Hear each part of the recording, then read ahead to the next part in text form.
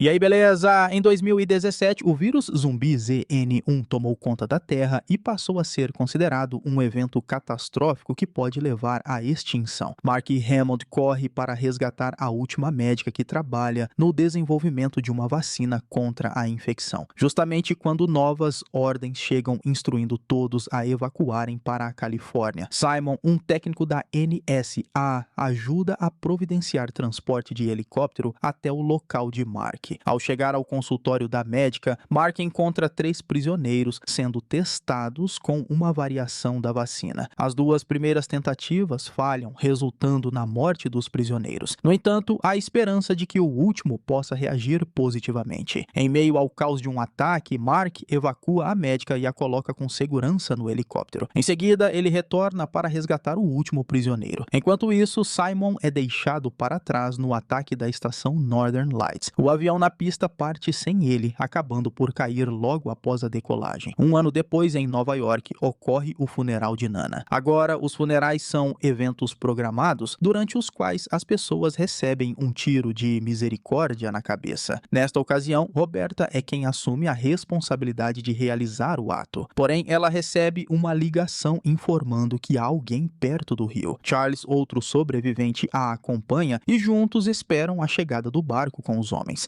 Para sua surpresa, os passageiros são rostos conhecidos. Mark e Murphy, este identificado como a última e melhor chance da humanidade para sobreviver. Mark menciona que ficou sabendo do acampamento através de um ex-policial de uma prisão próxima. Enquanto isso, na estação Northern Lights, Simon conversa com sua namorada, que na verdade é uma gravação feita antes do apocalipse. Um chamado revela que o governo precisa localizar Mark e Murphy e que a operação conhecida como Bite Mark falhou. De volta aos sobreviventes, eles decidem ajudar Mark e Murphy a chegarem até a ponte Tappan Zee. Em outra área, Ed, Mac e outros sobreviventes procuram conselhos sobre munições com um comerciante especializado. Ed escolhe um taco de alumínio com pontas, enquanto Doc troca por aspirina. Eles encontram um grupo de zumbis irmãos e conseguem eliminá-los antes de seguir viagem. No entanto, os zumbis parecem estar organizados. Eles lançam um ataque ao acampamento, tendo se escondido como cadáveres no rio. Isso preocupa Roberta e Charles, que entram em contato com o acampamento. Em resposta, Mark mostra as marcas de mordida de Murphy. Pelo rádio, Doc revela que o acampamento chamado Céu Azul foi invadido por zumbis. Ed, Mac e Doc fogem para salvar suas vidas, enquanto Mark, Roberta, Charles e Murphy retornam para salvá-los. Depois da fuga, eles chegam a uma estação de encontro localizada ao lado de uma escola, apenas para descobrir que ela também foi invadida por zumbis. Eles ouvem o choro de um bebê dentro do prédio e, para sua surpresa, o bebê parece estar imune ao vírus. Eles também resgatam Cassandra, que estava escondida em uma gaiola há 2 dias. Ela informa que a escola foi invadida por sobreviventes antes do ataque. A equipe decide transportar o bebê para o próximo posto avançado e procurar suprimentos. Eles percebem que estão sendo observados por alguém com uma mira de rifle e a pessoa misteriosa salva a vida de Doc do alto do telhado. De repente, uma horda de zumbis ataca e o bebê é infectado. Mark entra para tentar eliminá-lo, enquanto o restante da equipe considera deixá-lo para trás de vez. Ao enfrentar o bebê zumbi e sua mãe, ele é brutalmente atacado. A equipe, então, é forçada a atirar em Mark, na mãe e no bebê zumbi. Mais tarde, reunidos no estacionamento da escola, eles discutem qual será o próximo passo. Nesse momento, Simon interrompe com uma atualização importante. Ele conseguiu estabelecer contato e descobriu sobre a morte de Hammond. Ele pergunta sobre a segurança do pacote e, com Charles agora no comando, fornece um relatório completo sobre a operação Bite Mark, que consiste em transportar Murphy vivo até a Califórnia.